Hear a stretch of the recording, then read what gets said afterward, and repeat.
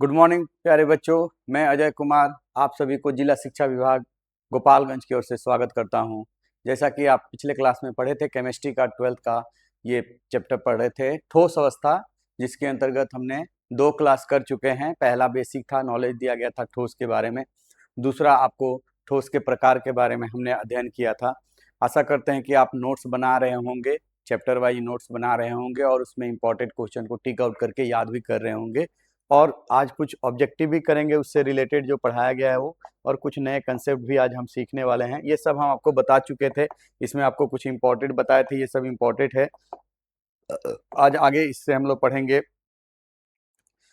Cell parameter बताए थे कि किसी भी यूनिट सेल का जो मापने का जो तरीका होता है वो 6 तरीका से हम उसको डिफाइन करते हैं, जिसमें से 3 गो एज लेंथ था और 3 गो एंगल था। एंगल के बीच जो एंगल जो डिफरेंस था, इसमें हमने ये भरने का तरीका ट्रिक से बताया था। टोटल 7 टाइप का होता है। जो मूल एकक कोष्टिका होता है वो 7 प्रकार का होता है और उसी से और 7 बनता है, तो टोटल 14 प्रकार के होते हैं यूनिट सेल, जिसको हमने बोला था ब्रेवियस लेटिस। ये डायग्राम था।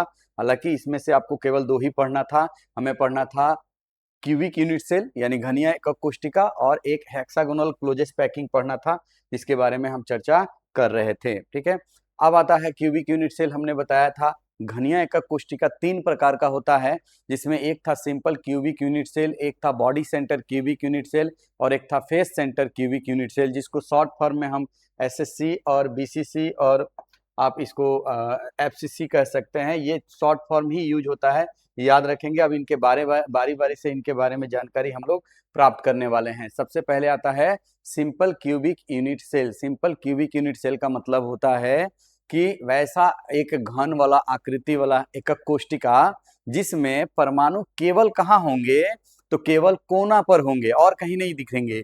तो जो भी क्यूब बनाएंगे उस क्यूब के केवल कोना पर परमाणु अगर मौजूद रहते हैं, अवयवी कण जिसको कहते हैं, जिसमें आयन भी हो सकते हैं, अणु भी हो सकते हैं, एटम भी हो सकते हैं, तो अवयवी कण अगर घन के केवल कोना पर मौजूद रहता है तो वैसे एकक कोष्टिका को क्या कहते हैं? घनीय एकक कोष्टिका कहते हैं। सरल घनीय एकक कोष्टिका कहते हैं। सरल घनीय एकक कोष्टिका यानी सिंपल क्यूबिक यूनिट सेल के नाम से जाना जाता है। इसको एस शॉर्ट फॉर्म में क्या बोलेंगे? एससीसी बोल के नाम से जाना जाता है। इसका फुल फॉर्म होगा सिंपल क्यूबिक यूनिट सेल। तो इस तरीके से इसका नाम है। तो इसमें कहाँ मौजूद रहते हैं, हम बता चुके हैं पहले भी कि इसमें जो मौजूद होते हैं परमाणु वो कहाँ रहते हैं, तो वो केवल और केवल कहाँ रहते हैं? कोना पर मौजूद रहते हैं, है ना। तो कोना पर मौजूद रहेंगे। अब अगर हम बात करें कि कोना पर अगर हम सजाएं एटम को, तो 8 एटम सजेगा, क्योंकि कोना कितना होता है? 8 होता है। तो इस तरीका से हम 8 कोना पे 8 वो एटम रख देंगे। ठीक है, तो एक इस तरीका से मान लीजिए ये आपका एक घन दिख रहा होगा, आपको आकृति में थोड़ा सा घन दिख रहा होगा, और ये 8 परमाणु कोना कोना पे रखा गया है। ये एक्चुअली में बड़ा सा होता है, फुटबॉल के आकृति का स्फेरिकल होता है। तो ये इस तरीका से 8 एटम रखा गया है। अब ये जो एटम है वो तो घन नहीं बना हुआ है, हमें इसे काट कर घन बनाएंगे। साइड साइड क्या करेंगे? काटेंगे। साइड साइड से जब काटेंगे तो वो कुछ इस तरह का आकृति बनकर आएगा। ठीक है ना। तो जो ये वाला कोना वाला एटम है, इसको जब हम काटेंगे 3 तरफ से काटेंगे। ऐसे समझिए कि मान लीजिए किसी कमरे के कोना पर एक गुब्बारा जैसा आकृति है। ठीक है, गुब्बारा हुआ, आलू, गोल आलू ले लीजिए, प्याज ले लीजिए, उसको अब उसको काटेंगे तो 3 तरीका से काटना पड़ेगा, तब वो एक घन के अंदर समाएगा। इस रूम के अंदर हमें लेना है, तो कमरे के बाहर भी तो वो गोल आकृति कोना पे रखा जाएगा, तो कुछ छत पे जाएगा, कुछ इस तरफ बाहर निकला होगा, कुछ इस दीवार पे बाहर निकला होगा। तो वो जो बाहर निकला हुआ है उसको कटाई करेंगे, छटाई करेंगे। क्यों? क्योंकि हमें एक घन बनाना है, घन का आकृति लेना है, हमें पूरा बाहर वाला चीज नहीं लेना है। तो इसको काटेंगे। ठीक है ना। तो एक बार ऐसे ऊपर से काटेंगे, एक बार इस दीवार से काटेंगे, एक बार इस दीवार से, ऐसे साइड बाय साइड क्या करेंगे? काटेंगे। तो ये जो आपको दिख रहा है, ये कोना पर आपको एक परमाणु का यही वाला हिस्सा बचा हुआ रहता है। एक परमाणु का यही वाला हिस्सा आपको बचा हुआ दिखाई दे रहा है। एक डायग्राम से समझने की कोशिश करते हैं। मान लीजिए ये एक परमाणु है, स्फेरिकल है, गोला है ना, गोल आकृति, गोलाकार है, ऐसा सर्किल नहीं है। चूड़ी के जैसा आकृति नहीं है, ये फुटबॉल जैसा आप समझिए। तो पहले इसको 3 बार काटेंगे, तो पहले हम इसको आधा काट देते हैं, ठीक है ना। आधा काट दिए तो आधा ऊपर आधा नीचे हो गया। अब एक हिस्सा लेंगे इसका, तो आधा हिस्सा लेंगे, तरबूज वगैरह काटा हुआ देखते होंगे, इस तरह का बनेगा, ठीक है ना। आधा ऊपर वाला छोड़ देते हैं, ठीक है ना। तो एक बार और इसको काटेंगे, एक एक मान लीजिए छत से इसे काटे तो आधा पूरा कट गया, ये बचा। अब छत के इस वाला दीवार से काटेंगे तो और आधा से आधा हो जाएगा, ठीक है ना ये। उसके बाद एक बार इस दीवार से इसे काटेंगे तो ऐसे कटेगा। तो टोटल अगर हम नापे कि कितनी बार आपने काटा, ये एक था, इसको आपने आधा किया, ठीक है। फिर जो यहाँ आधा बचा हुआ था उसको एक बार ऐसे आधा किया, मतलब फिर से आधा किया, ठीक है। तो इसको काउंट करेंगे तो ये कितना हो जाएगा, 1/4 हो जाएगा। अब ये जो बचा हुआ था हम इसको हटा देते हैं, ये नहीं है। अब ये इसको लेते हैं, इसको फिर से आधा करेंगे, यानी 1/4 को फिर से क्या करेंगे, आधा करेंगे, तो ये हो जाएगा 1/8 हो जाएगा। यानी आपका जो ये भी हट गया, तो ये जो बच गया हिस्सा, ये हिस्सा कितना बचा हुआ रहता है, तो 1/8 बचा हुआ रहता है। तो किसी घन के कोने पर किसी परमाणु का कितना हिस्सा बचा हुआ रहता है, तो 1/8। एक एटम को 8 टुकड़ा बराबर भाग में काटेंगे तो उसका एक हिस्सा ही कोना पर मौजूद रहता है, प्रत्येक कोना पर। तो अब ये पूरे चैप्टर के लिए याद रखिएगा कि घन के कोने पर किसी भी परमाणु का कितना हिस्सा बचा हुआ रहता है, तो 1/8 हिस्सा बचा रहता है। क्यों हम काट रहे हैं, क्यों ऐसा कर रहे हैं, परमाणु को क्यों काटा जाएगा, क्या ये सच में काटा जाता है, नहीं, ये पूरा कल्पना पर आधारित है। हमने पहले ही बताया था ये चैप्टर कल्पना शक्ति पर आधारित है। तो हम एज्यूम करते हैं, कल्पना करते हैं कि एक घन जैसा एक छोटा सा किसी ठोस का टुकड़ा लेकर आते हैं। अब वो जो ठोस का टुकड़ा लाए घन की आकृति में, उसमें अगर परमाणु केवल कोना कोना पर मौजूद रहेगा तो कुछ इस तरह से रहेगा। लेकिन ये तो घन नहीं दिख रहा है, क्योंकि ये तो इसमें 3 डायमेंशनल, और इसमें बीच बीच में कोना कोना पर आपने परमाणु रखा है जो कि गोलाकार होता है। तो इसे काट कर हम एग्जैक्ट एक घन बनाएंगे तो ऐसा आकृति बनेगा। अब जब ऐसा काट कर लाएंगे तो 8 को कोना देखिए, 1 2 3 4, ऊपर 4 हो गया, नीचे देखिए 5 6 7 8। तो ये जो 8 एटम हैं, इनके प्रत्येक हिस्सा यहाँ कितना बचा हुआ है, तो कहिएगा 1/8। याद रखिएगा, किसी भी परमाणु के, किसी भी घन के प्रत्येक कोने पर, प्रत्येक माने 8 कोना होगा, 8 कोना पर एक एटम का 1/8 भाग बचा हुआ रहता है। और 7/1 भाग जो होता है वो क्या हो जाता है, वो वहां से हटा दिया जाता है, तभी वो एक घन बन पाता है। तो घन बनने के लिए आपको इस तरीका से हम कह सकते हैं कि काटा जाता है, ठीक है। तो हमें याद हो गया, क्या याद हो गया, कि अगर घन है तो घन के कोने पर, घन के कोने पर कितना हिस्सा बचा रहेगा, 1/8।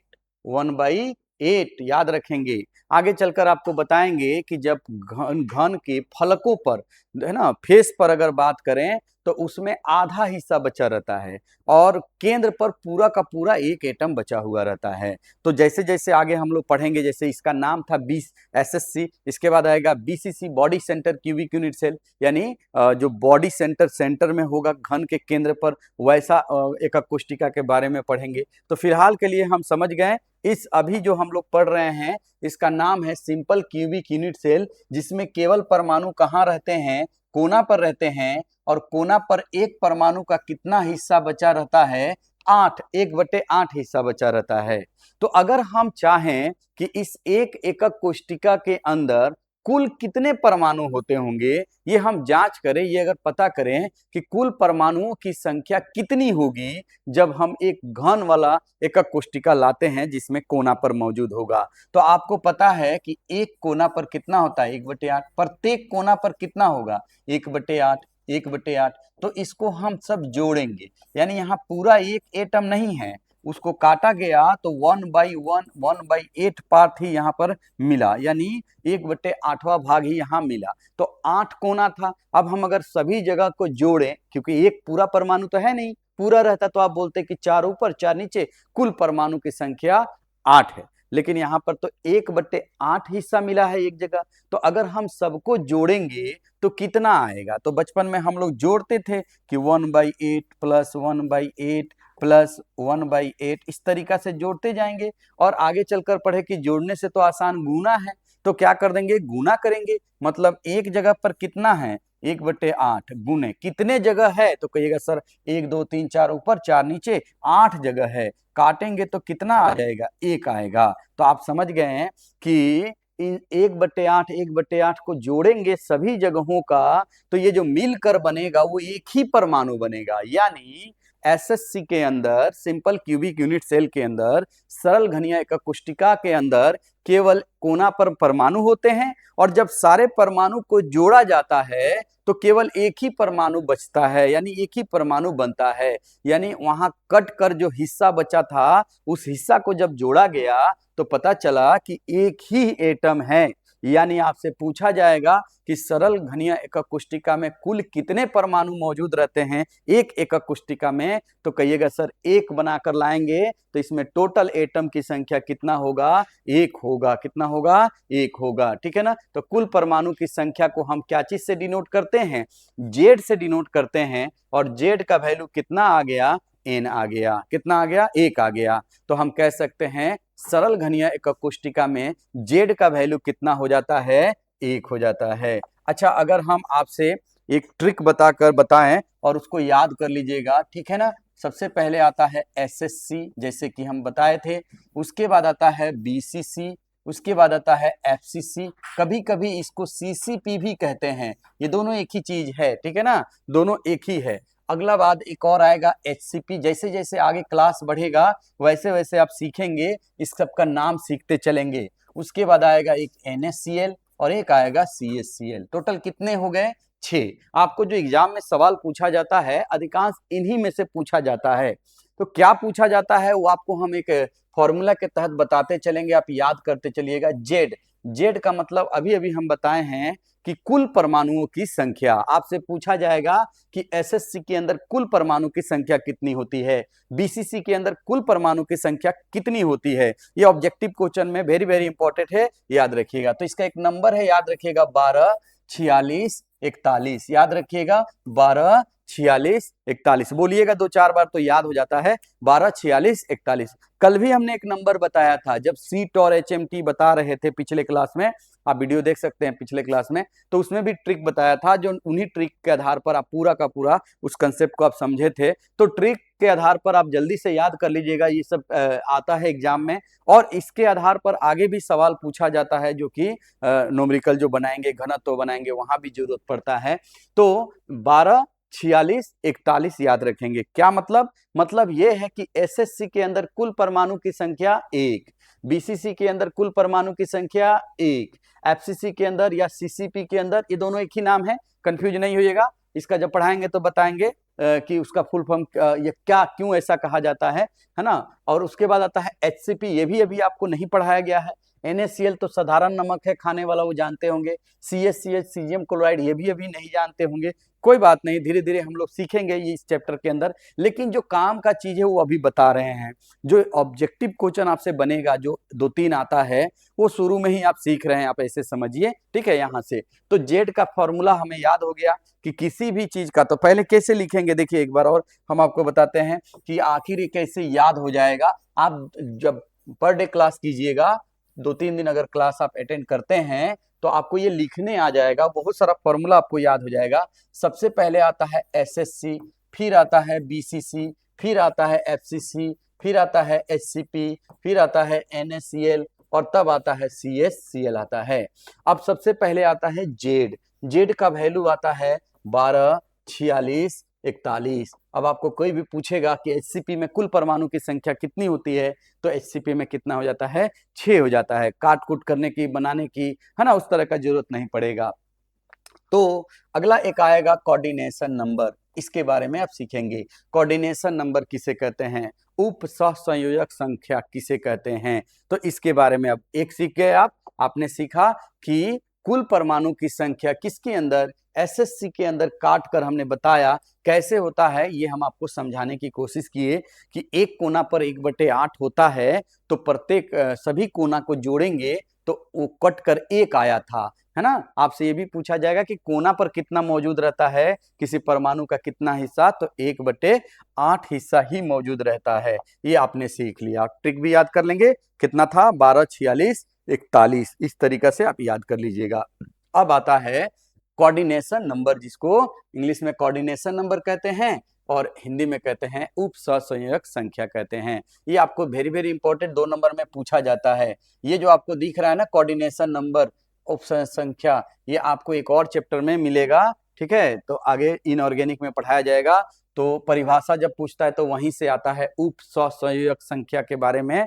जब भी परिभाषा लिखना होगा तो यहाँ वाला नहीं लिखाएगा, वो उस चैप्टर का लिखाएगा, जब हम आपको इनऑर्गेनिक में बताएंगे तब आएगा। इसको समन्वय संख्या भी कहते हैं और अंग्रेजी में कहते हैं कोऑर्डिनेशन नंबर। शॉर्ट फॉर्म में इसका सी ले लेंगे, इसका एन ले लेंगे, तो बनेगा क्या, सी एन, ठीक है ना। वही हम लिखे थे कि सी एन कितना होता है, सी एन का क्या मतलब होता है, ये हम आपको समझाने की कोशिश करते हैं। किस में बात कर रहे हैं, एसएससी में, सभी में समझाया जाएगा, लेकिन फिलहाल आप पढ़ रहे हैं सिंपल क्यूबिक यूनिट सेल, जिसमें आपने अभी अभी जाना कि प्रत्येक कोना पर क्या होता है, परमाणु मौजूद रहता है।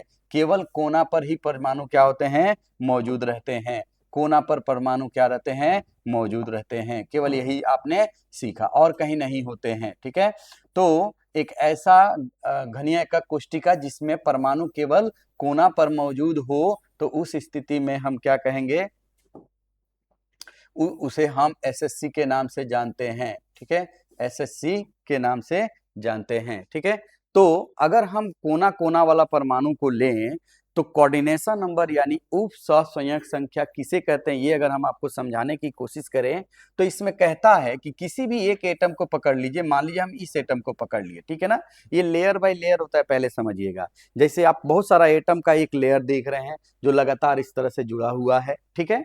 ये फुटबॉल का आकृति है, ये गोल नहीं है। अब इसके पीछे साइड में भी इसी तरह का एक लेयर होगा, ठीक है। मतलब इसके पीछे और भी लेयर होते जाएंगे, ऐसे ही सजावट होगा, और इसके सामने भी इस तरह से लेयर बनते हुए आया होगा, ठीक है। क्योंकि ये पूरे ठोस की बात कर रहे हैं। ठोस में तो 2-4 एटम होते नहीं हैं, वो तो आप जानते हैं, वोगाड्रो नंबर से हम लोग कैलकुलेट करते हैं 11th क्लास में, तो बहुत सारा नंबर ऑफ एटम निकल कर आता है, 10⁻23 के रेंज में होता है, उससे मतलब कहीं ज्यादा होता है। तो हम ये कह रहे हैं कि इसमें एगो दूगो परमाणु तो होगा नहीं।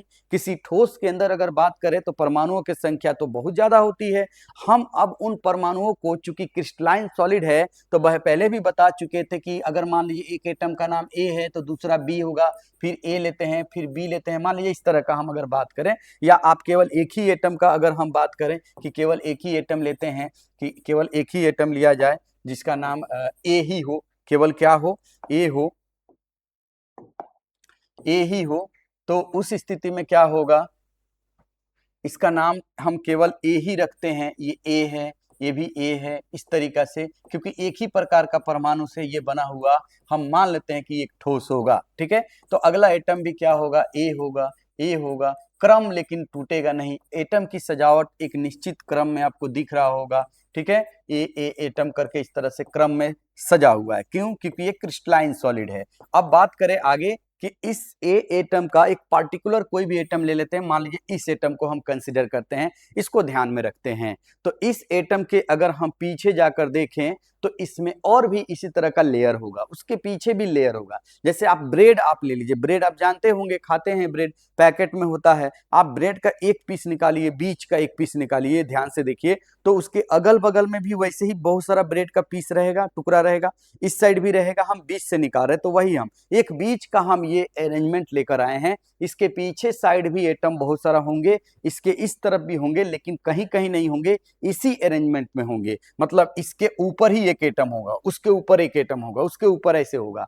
पीछे साइड में जस्ट इसके बैक साइड में इसी तरह का एक एटम होगा। ऐसे नहीं कि वो एटम यहाँ होगा, यहाँ होगा या यहाँ कहीं होगा, नहीं, इसके ठीक पीछे साइड होगा, है ना। एटम के पीछे, एटम के पीछे इस तरह से सजा हुआ रहेगा। तो कोऑर्डिनेशन नंबर जो कहता है कि किसी एक एटम को कितने एटम टच करता है, एक एकक कोष्टिका में उपस्थित किसी एक एटम को कितने एटम टच करेगा, छुएगा, है ना, पास में करीब में स्पर्श करेगा, उसी संख्या को कहते हैं कोऑर्डिनेशन नंबर। ठीक है ना। जैसे मान लीजिए आप 3 बच्चे लाइन से बैठे हैं बेंच पर, तो आप बीच में हैं, तो आपके इस तरफ एक बच्चा बैठा है, एक इस तरफ बैठा है, आप बीच में बैठे, तो आपको 2 लड़का टच कर रहा है, एक इधर वाला लड़का टच कर रहा है, एक इधर वाला लड़का टच कर रहा है, तो आपका कोऑर्डिनेशन नंबर कितना हो जाएगा? 2 हो जाएगा। मान लीजिए आप कहीं खड़े हैं, लाइन में खड़े हैं, इधर भी लोग हैं, इधर भी है, आगे भी है, पीछे भी हैं, तो आप बीच में हैं, तो आपके आगे वाले आपको टच कर रहे हैं, पीछे वाले टच कर रहे हैं, दाएं बाएं, तो 4 हो जाएगा। कोऑर्डिनेशन नंबर कितना हो जाएगा? 4 हो जाएगा। अच्छा, अगर मान लीजिए आपके सर पे एक बैठा है, उसी कंडीशन में एक आगे पीछे दाएं बाएं और एक सर पे बैठा है, तब कितना हो जाएगा? कितने लड़के टच कर रहे हैं? 5। तो उस स्थिति में कोऑर्डिनेशन नंबर 5 हो जाएगा। अच्छा, आपके पैर के नीचे एक लड़का दबा हुआ है, एक ऊपर है, एक नीचे दबा है, एक आगे, एक पीछे, एक दाएं बाएं, तो कितना हो जाएगा? तो कहेगा सर 6 हो जाएगा। उसी तरह का ये चीजें समझिए। तो हमने इस एटम को कंसिडर किया, तो इसको अभी एक ये टच कर रहा है, एक ये, एक ये, एक ये, एक ये, 4 एटम टच कर रहे हैं। आप देख सकते हैं ये टच कर रहा है। ठीक है ना। तो कितने एटम टच कर रहे हैं? 4। अभी फिलहाल के लिए 4। और अभी हमने बताया कि इसके ऊपर भी एक एटम, ऐसे बहुत सारा एटम ऐसे ऐसे जुड़ते हुए होगा, तो इसके जस्ट ऊपर साइड में यहां पर जो एटम होगा वो इसको टच कर रहा होगा, तो 5। और इसके बैक साइड में भी एक एटम होगा जो टच कर रहा होगा, तो कितने हो जाएंगे? 6। तो हम कह सकते हैं कि एसएससी के अंदर किसी भी एक एटम को अगर हम देखें, जांच करें किसी भी एक एटम को, तो ये अपने लेयर में 4 को टच कर रहा है, और इसके पीछे और इसके आगे 2 एटम टच कर रहे होंगे, तो टोटल कितना हो जाएगा? 6 हो जाएगा। तो कोऑर्डिनेशन नंबर कितना हो जाएगा? 6। और परिभाषा तो याद करना नहीं है, क्योंकि कोऑर्डिनेशन नंबर अगर आता है, उप सहसंयोजक संख्या किसे कहते हैं, अगर ऐसा आता है तो आगे चलकर हम लोग पढ़ेंगे। एक कॉम्प्लेक्स कंपाउंड नाम का चैप्टर है इनऑर्गेनिक में, वहां भी यही नाम लिखा रहेगा कि उप सहसंयोजक संख्या किसे कहते हैं। तो वहां जो परिभाषा बनकर आएगा वही वाला एग्जाम में पूछा जाता है। ठीक है। लिखा नहीं रहता कि किस चैप्टर का है, लेकिन जो पूछने का मकसद होता है वो उस चैप्टर का होता है। नाम सेम है, एक ही जैसा नाम है, 2 अलग अलग चैप्टर में यूज होता है, तो कहाँ वाला आंसर लिखेंगे? तो हम बता रहे हैं कि आप इनऑर्गेनिक वाला आंसर लिखेगा, ये वाला नहीं पूछा जाता है। हालांकि ये जान चुके हैं कि किसी एक एटम को जितने एटम टच करेगा उसी को हम कहते हैं coordination number. Simple cubic unit cell में चूंकि ये 3 डायमेंशनल है, तो इसमें जो टच करने वाला एटम जो दिख रहा होगा वो 6 एटम दिख रहा है। कैसे? एक बार और बता देते हैं। मान लीजिए इस एटम को बात करें, तो देखिए इसको एक एटम ये टच कर रहा है, एक ये टच कर रहा है, एक ये कर रहा है, एक ये, 4 तो ये 1 2 3 4 तो यहाँ टच कर रहे हैं, एक यहाँ होगा वो 5 हो जाएगा, और एक जस्ट इसके पीछे साइड होगा ऐसे, वो 6 हो जाएगा। तो कितने हो जाएंगे? 6 हो जाएंगे। तो कोऑर्डिनेशन नंबर कितना हो जाएगा? 6 हो जाएगा। तो वही बात लिखा हुआ है परिभाषा के रूप में भी कि एक परमाणु को जितने अन्य निकटतम पड़ोसी परमाणु से सीधे जुड़ा या स्पर्श होता है। ठीक है। तो यदि कोई एक परमाणु से जितने निकटतम पड़ोसी परमाणु सीधे जुड़ा हो या स्पर्श कर रहा हो, उस संख्या को क्या कहते हैं? समन्वय संख्या कहते हैं, या कोऑर्डिनेशन नंबर, या उप सहसंयोजक संख्या कहते हैं, है ना। हालांकि ये इंपॉर्टेंट कैटेगरी में नहीं आता है, लेकिन ये जो नंबर आया है उसकी बात करते हैं। ठीक है। इसमें परत कैसा होता है ये भी पूछा जाता है। ठीक है। किसका परत? सिंपल क्यूबिक यूनिट सेल में जो परमाणु की सजावट होती है वो किस प्रकार का होता है? ए प्रकार का होता है। इसमें कोई भेदभाव नहीं होता है, कहीं से भी देखिएगा सजावट एक जैसा होगा। क्यों? क्योंकि कोना कोना पर ही होता है। तो हम कह सकते हैं कि इसकी सजावट ए प्रकार की होती है, और इसमें एक परमाणु को कितने परमाणु छूता है? तो 6 परमाणु छूता है, इसीलिए इसका कोऑर्डिनेशन नंबर कितना हो जाएगा? 6 हो जाएगा। तो याद रखिएगा एसएससी का परमाणु संख्या कितना हो जाता है? तो एसएससी में क्या हो जाएगा? कोऑर्डिनेशन नंबर कितना होता है? 6 होता है। कितना होता है? 6 होता है। याद हो जाएगा आपको। अब अभी थोड़ा देर पहले हम आपको बताए थे कि जेड का वैल्यू का फॉर्मूला बताए थे 12 46 41। इसका मतलब ये था कि कुल परमाणु की संख्या क्या था? ये कुल परमाणु की संख्या। तो कुल परमाणु की संख्या का हमने क्या बताया था? ये ट्रिक बताया था 12 46 41। 6 गो नंबर है, याद रख लेंगे, 12 46 41। उसी तरीका से कोऑर्डिनेशन नंबर का अगर बात करें तो ये आता है 68 12 12, फिर से 68 आ जाएगा। आप देख सकते हैं सिंपल सा नंबर है 68 12 12, 2 बार रिपीट होगा, फिर से क्या करेंगे? 68। इसका क्या मतलब हुआ? इसका मतलब एसएससी में एक परमाणु को 6 परमाणु टच करता है, बीसीसी जब पढ़ेंगे तो वहां जब चित्र देखेंगे तो वहां पता चलेगा कि एक परमाणु को कितने परमाणु टच कर रहा है, 8 कर रहा है। एफसीसी में अगर बात करें तो एक परमाणु को कितने परमाणु टच कर रहा होगा, 12 परमाणु टच करता है। उसी तरह से आगे भी वही लिखा गया है, यानी एक परमाणु को जितने परमाणु छुएगा, टच करेगा, उसकी संख्या को कहा जाता है कोऑर्डिनेशन नंबर। तो हम 2 सीख चुके हैं। एक अभी तो सिखा रहे हैं आप एसएससी के बारे में, लेकिन हम साथ में सबका हम आपको बताते चल रहे हैं, क्योंकि एग्जाम में आपसे जो पूछा जाता है वो यही पूछा जाता है कि एचसीपी में समन्वय संख्या कितनी होती है। एचसीपी यही लिखा हुआ रहेगा, एफसीसी लिखा रहेगा, नहीं तो एक और नाम होता है सीसीपी, ये लिखा रहेगा। हम बार बार यही बोल रहे हैं ना कि आपको एग्जाम में इसी तरह का शॉर्ट क्वेश्चन ही पूछा जाता है, कि आपको शॉर्ट क्वेश्चन नाम देके पूछा जाता है, इसका पूरा नाम नहीं लिखा जाता है, ठीक है। और पूछने का सवाल का यही मकसद हो जाता है, ठीक है ना। तो हम 2 सीख चुके, इसका फॉर्मूला 12 46 41, ठीक है ना। इसका मतलब कोऑर्डिनेशन नंबर का 68 12 12 68, ठीक है ना। आप कहीं कॉपी में ऊपर में लिख लीजिएगा। कैसे लिखिएगा, देखिए सबसे पहले तो वो जो 6 नाम है वो याद होना चाहिए आपको, ठीक है ना। तो 6 नाम कैसे याद करना है, हम बार बार लिख रहे हैं, आपको लिख रहे हैं कि आप लिखिए, याद कीजिए, ठीक है ना। कितने दिन तक, बस एग्जाम के दिन तक, एग्जाम बीत जाएगा फिर भूल जाइए, कोई दिक्कत नहीं है। तो हम क्या कर रहे हैं कि सबसे पहले आप लिखना सीखिए। सबसे पहले आएगा एसएससी, फिर आएगा बीसीसी, फिर आएगा एफसीसी, फिर आएगा एचसीपी, फिर आएगा एनएसीएल, और तब आएगा सीएससीएल आएगा, ठीक है ना। ये चैप्टर बड़ी ही मजेदार है, क्योंकि इसका कंसेप्ट बहुत आसान है। इसमें से जो पूछा जाने वाला सवाल वो सीमित है, वो आपको पता रहेगा पहले से ही, एग्जाम में जाने के पहले पता रहेगा कि हमको कहाँ कहाँ से इसमें सवाल पूछा जाता है। वही चीज हम आपको बता रहे हैं, यहीं से सवाल पूछा जाता है ना। अब एसएससी के लिए सिंपल क्यूबिक यूनिट सेल, इसका पूरा नाम भी होता है, लेकिन हम कम छोटा नाम से ही काम चला रहे हैं, क्योंकि यही एग्जाम में पूछेगा। तो इसका फॉर्मूला था 12 46 41। अब आपसे पूछा जाए कि एचसीपी में जेड का मतलब कुल परमाणु की संख्या कितनी होती है, तो आप कहिएगा 6।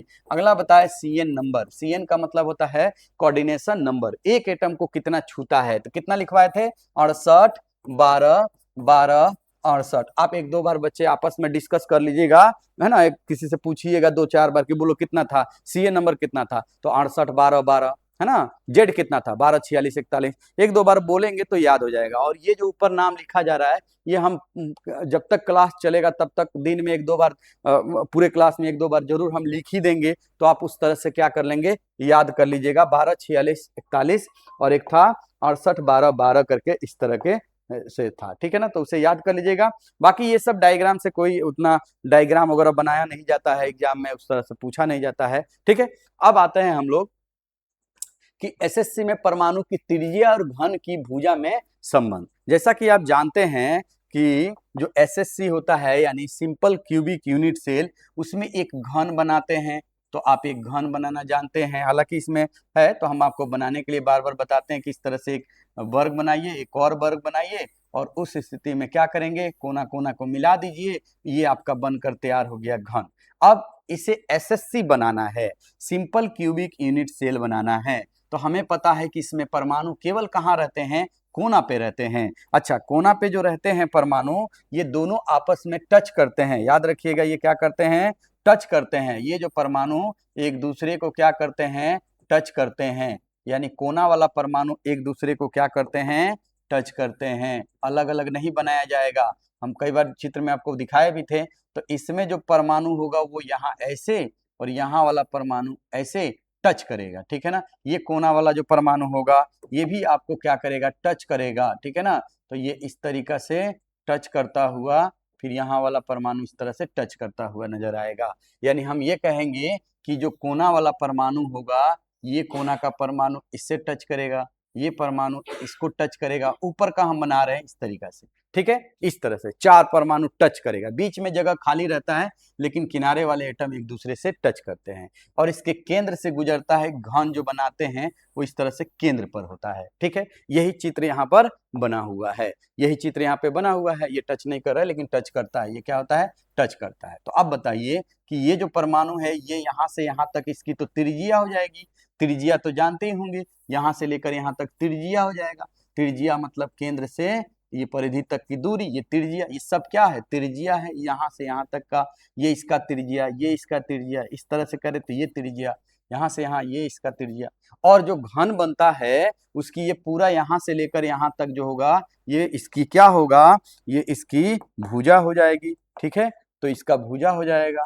ये यहाँ से लेकर यहाँ तक जो बनाया जाएगा ये क्या हो जाएगा, घन की भुजा, जो यहाँ मार्किंग किया हुआ है। तो घन की भुजा को हम क्या चीज से डिनोट करते हैं, तो हम घन की भुजा को ए से डिनोट करते हैं, स्मॉल ए लिखते हैं। ठीक है, तो आपने देखा कि इसमें यहाँ से अगर यहाँ तक की दूरी की अगर बात करें तो इसमें इस दूरी को कहा जाता है घन की भुजा, और जो आर है स्मॉल आर वो हो जाएगा त्रिज्या। क्या हो जाएगा, त्रिज्या। तो आप सिंपल से बता सकते हैं कि यहाँ जो ए है वो किसके बराबर है, यहाँ से लेकर यहाँ और यहाँ से लेकर यहाँ, मतलब R plus R, R plus R मतलब कितना हो जाएगा, 2r हो जाएगा। ए का वैल्यू, तो एक तो ये फॉर्मूला हुआ कि घन की भुजा किसके बराबर होता है, तो त्रिज्या के दुगुना के बराबर होता है। और अगर हम यहाँ आर को रहने दें तो 2 आकर इधर भाग हो जाएगा, तो ये हो जाएगा आर बराबर हो जाएगा a/2 हो जाएगा, जहां आर क्या है, त्रिज्या है ना, और ए क्या है, किनारे की लंबाई है। ये पिकोमीटर में रहता है त्रिज्या और ए। तो ये बहुत आसान सा रिलेशन था, इसको याद कर लीजिएगा।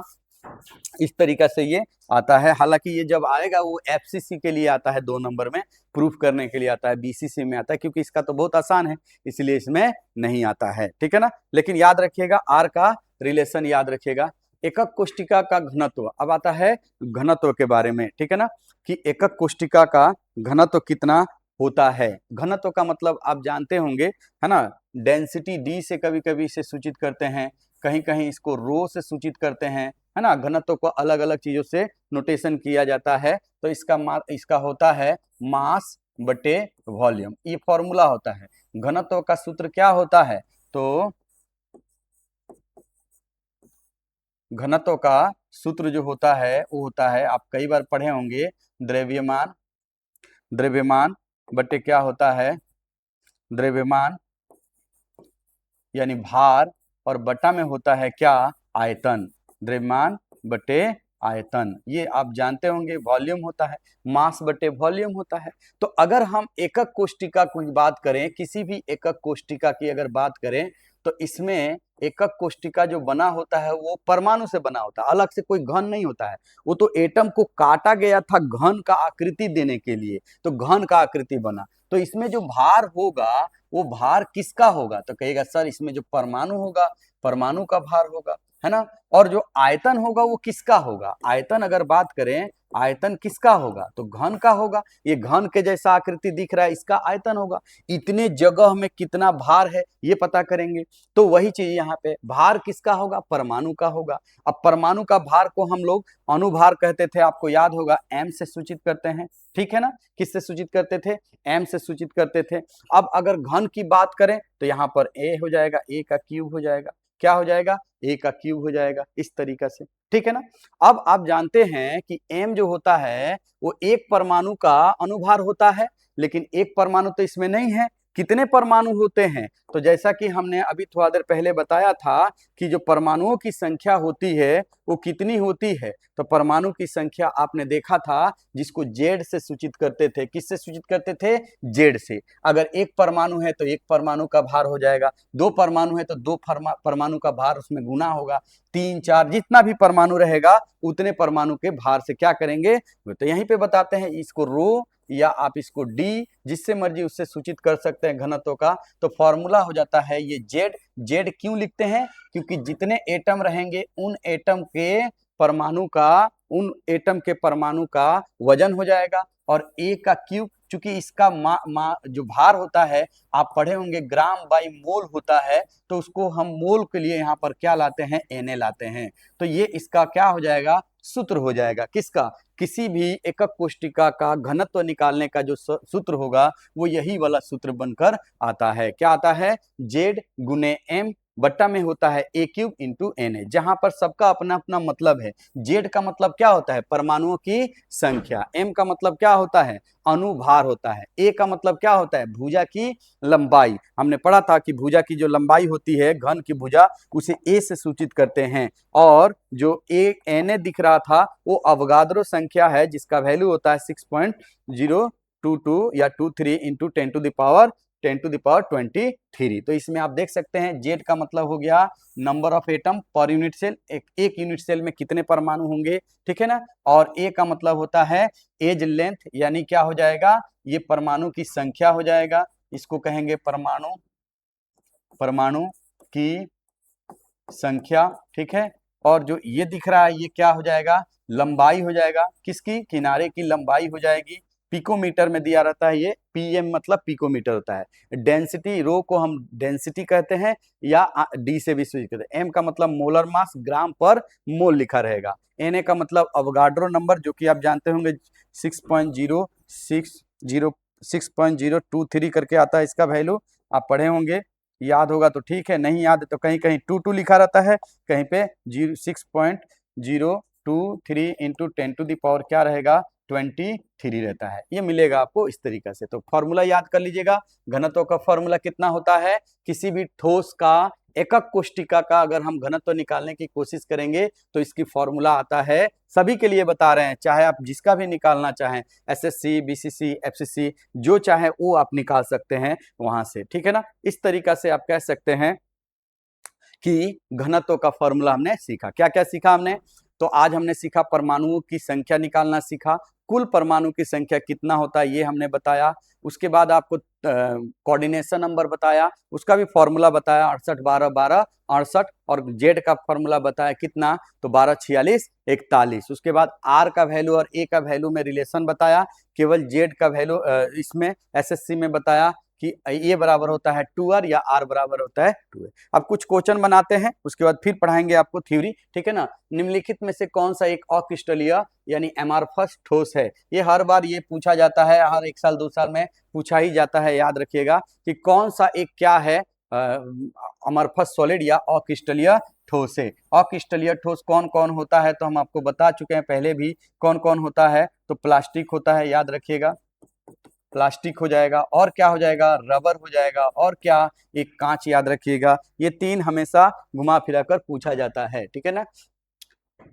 ये संकुलन क्षमता अभी थोड़ा देर बाद बताएंगे, जो कि पैकिंग फ्रैक्शन होता है। फलक केंद्रीय घनक से प्रति इकाई कोष्टिका में परमाणुओं की संख्या कितनी होती है। जेड का देखिए एफसीसी पूछ रहा है, एफसीसी का जेड पूछ रहा है, तो हम बताए थे सबसे पहले एसएससी याद कीजिए, फिर बीसीसी, फिर क्या एफसीसी, फिर एचसीपी, बार बार लिखिएगा, याद हो जाएगा एनएससीएल, तब क्या याद कीजिए सीएससीएल। जेड का फॉर्मूला कितना हो जाएगा, 12 46 41। किसका पूछ रहा है, एफसीसी का, तो एफसीसी का जेड का वैल्यू कितना हो जाएगा, 4 हो जाएगा। तो कितना हो जाएगा आंसर, 4 हो जाएगा, ठीक है ना। इस तरीका से याद करेंगे तो क्वेश्चन बन जाएगा, ठीक है। कुल कितने मूल, मूल मतलब 7 प्रकार के होते हैं, आप पढ़े होंगे। मूल जो होता है, मूल क्रिस्टल हो गया, मूल मात्रक हो गया, बहुत सारा चीज 7 होता है, तो याद रखिएगा। अगर 14 पूछता अगर मान लीजिए, तो ये ब्रेवियस लेटी से कहते हैं, जो 7 के बाद जो कोना के अलावा जब कहीं रहता है तो उसमें मिलाकर 7 होता है, उस स्थिति में 14 हो जाता है। कोऑर्डिनेशन नंबर पूछ रहा है किसका, बीसीसी का कोऑर्डिनेशन नंबर। तो अभी अभी हम बताए थे एसएससी, फिर बीसीसी, फिर एफसीसी, फिर एचसीपी, एनएससीएल, और तब क्या आता है, सीएससीएल आता है। तो जेड हमने बता दिया, सीएन के लिए कितना था, 68 12 और फिर 12, फिर क्या था 68, किसका पूछ रहा है, बीसीसी का पूछ रहा है, तो बीसीसी का कितना हो जाएगा, 8 हो जाएगा। तो इस तरीका से आप क्या कर लीजिएगा, याद कर लीजिएगा, और नंबर याद रहेगा तो बन जाएगा, ठीक है ना। ये भी आपका आगे बताया जाएगा, ठीक है। अब कह रहा है कि किसी क्रिस्टलीय ठोस का वह गुण जिसके कारण से उसके भौतिक गुण जैसे अपवर्तनांक या विद्युत चालकता अलग अलग दिशाओं में अलग अलग हो जाती है, ऐसे क्रिस्टल ठोस का ये कौन सा गुण है, तो हमने बताया था इसको कहते हैं एनिसोट्रॉपिक कहते हैं। एनिसोट्रॉपिक वह गुण है क्रिस्टल ठोस का जब अलग अलग दिशाओं में गति करता है, जैसे विद्युत धारा गति करे या प्रकाश गति करे, तो उस स्थिति में उसके लिए अपवर्तनांक या प्रतिरोध ये सब चीजें बदल जाती है। तो किसी क्रिस्टल ठोस के अलग अलग दिशाओं पर जाने पर उसकी भौतिक गुण अलग अलग हो जाती है। इस गुण को हम कहते हैं एनिसोट्रॉपी कहते हैं। और एमॉर्फस सॉलिड में हमने बताया था, अक्रिस्टलीय ठोस में बताया था कि एक ही दिशा में होता है, इसीलिए उसे आइसोट्रॉप कहते हैं, आइसोट्रॉप। तो अब आता है किसी क्रिस्टलीय जालक की वह लघुत्तम ज्यामितीय इकाई जिसकी त्रिविम बार बार पुनरावृत्त करने पर पूर्ण क्रिस्टल का निर्माण होता है, क्या कहलाता है? तो एकदम लघुत्तम जो होता है, सबसे छोटा, जिसको बार बार दोहराया जाएगा, तो उसे हम कहते हैं इकाई एकक कोष्टिका यानी इकाई कोष्टिका यानी यूनिट सेल के नाम से जाना जाता है, यूनिट सेल के नाम से जाना जाता है। ठीक है ना। देखिए इसमें आप पूछ रहा है एससीपी में कुल परमाणु की संख्या, एससीपी में प्रति इकाई में परमाणुओं की प्रभावी संख्या। तो फिर से वही जेड पूछ रहा है, तो एसएससी होता है, फिर क्या होता है बीसीसी, फिर एफसीसी। देखिए इसको याद करना चाहेंगे तभी याद होगा, नहीं करना चाहें तो ऐसे तो आप याद नहीं होगा। ठीक है, हम बार बार लिख रहे हैं, आप भी लिखिए, याद हो जाएगा। ठीक है ना। ये हम 6 का बता रहे हैं, इन्हीं में से आते रहता है। इसका कोऑर्डिनेशन नंबर पूछ रहा है, सॉरी जेड पूछ रहा है। जेड का फॉर्मूला था 12 46 41। तो कितना हो जाएगा? किसी का भी पूछेगा तो आप बता सकते हैं। एचसीपी का पूछा है तो कितना हो जाएगा? तो 6 हो जाएगा। तो इस तरीका से याद कर लीजिएगा, ये नंबर बहुत काम का चीज है। ठीक है ना। अब आता है ब्रेवियस लेटिस पूछ रहा है, कुल कितने प्रकार का ब्रेवियस लेटिस होता है? तो 14 प्रकार का, जिसमें 7 मूल होते हैं और 7 क्या होते हैं? 7 जो होते हैं वो मूल होते हैं, याद रखिएगा, जिसमें केवल कोने पर परमाणु होते हैं। कहाँ होते हैं? तो केवल कोने पर परमाणु होते हैं, याद रखिएगा। ठीक है। और जो 14 होता है, ये कैसे 14 बन गया? तो 7 तो ये हो गया, और 7 जो होते हैं कोना के अलावा भी परमाणु मौजूद रहते हैं, इसीलिए दोनों को जोड़ा गया तो कितना हो गया? 14। मूल पूछेगा तो कितना कहिएगा? तो मूल पूछेगा तो 7, और ब्रेवियस पूछेगा तो, ठीक है ना। अब आता है किसका शार्प मेल्टिंग पॉइंट होगा? मेल्टिंग पॉइंट जो होता है तीक्ष्ण होता है, तो याद रखिएगा वैसा ठोस, क्रिस्टल ठोस का मेल्टिंग पॉइंट रेंज पे नहीं होता है कि इतना से इतना तक गर्म करेंगे तो बीच में कहीं पिघल जाएगा, ऐसा नहीं होता है।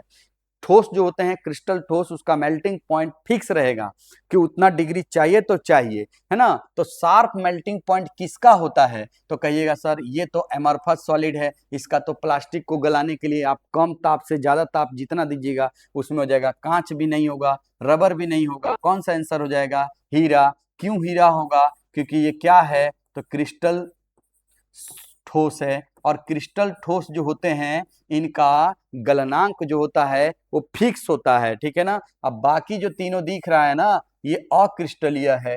अक्रिस्टलीय का यहाँ एग्जाम्पल लिखा हुआ है, और अक्रिस्टलीय का क्या कहानी है? तो अक्रिस्टलीय का गलनांक जो होता है, मेल्टिंग पॉइंट, ये फिक्स नहीं रहता है, ये रेंज पर रहता है। हम आपको बताए भी थे कि प्लास्टिक, कई प्रकार के आप प्लास्टिक देखते होंगे आपके घरों में होता है।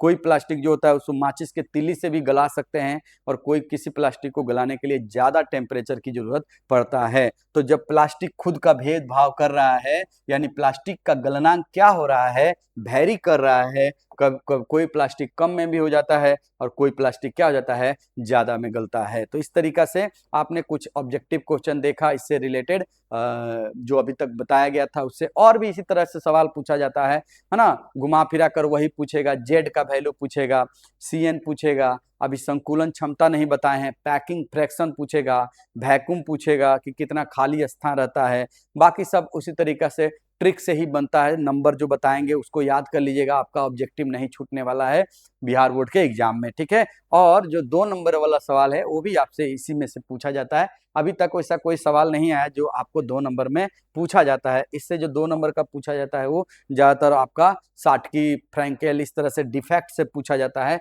ठोस में जो दोष उत्पन्न होता है उससे रिलेटेड आपसे पूछा जाता है। तो आज का हम क्लास यहीं पे ओवर करते हैं। आशा करते हैं कि आपको ये समझ में आ रहा होगा कि ये चैप्टर कोई बहुत बड़ा चैप्टर नहीं है। जैसा पिछला चैप्टर हमने पढ़ा बिलियन, उसमें कुछ नियम कानून था, उसमें ज्यादा था, फॉर्मूला वगैरह था। इसमें उस तरह का फॉर्मूला वगैरह उसका खास नहीं है। ठीक है। एक घनत्व का मिला हुआ है फॉर्मूला, वो भी उस तरह से नहीं पूछा जाता है जैसे एग्जाम में, बस फॉर्मूला याद रखिएगा। ठीक है। और बाकी जो जेड है CN है, ये सब आपसे पूछा जाता है। तो अब बाकी आगे जो हम पढ़ेंगे अगले नेक्स्ट क्लास में, 1-2 क्लास में, तो वहां आपको मिलेगा ठोस में दोष, ठीक है ना, वहां से आपको 2 नंबर वाला सवाल पूछा जाता है। तो वहीं वहां से, बाकी इधर का कोई, बस ऐसे ऑब्जेक्टिव के लिए ये सब प्रिपरेशन हो रहा है, ठीक है ना। तो पढ़ते रहिए, बढ़िया से नोट्स बनाते रहिए, जो भी हम बता रहे हैं स्लाइड में आप रोक लीजिए, वीडियो को रोक कर फिर नोट्स बनाइए, ठीक है, बढ़िया से लिखिए, जो ट्रिक बता रहे हैं उसको कॉपी के ऊपर लिखिए, या जो कॉपी का पहला पेज कूट वाला होता है, एकदम सादा रहता है, उसमें जो अच्छी अच्छी बातें उसको लिखिए और उसको याद कीजिए। यही सब आपके एग्जाम में आते रहता है, और ये सब सही करके आएंगे तो नंबर मिलेगा, नहीं बनाएंगे तो नंबर कम मिलेगा, ठीक है। पढ़ते रहिए। आज का क्लास यहीं पे ख़त्म करते हैं। धन्यवाद।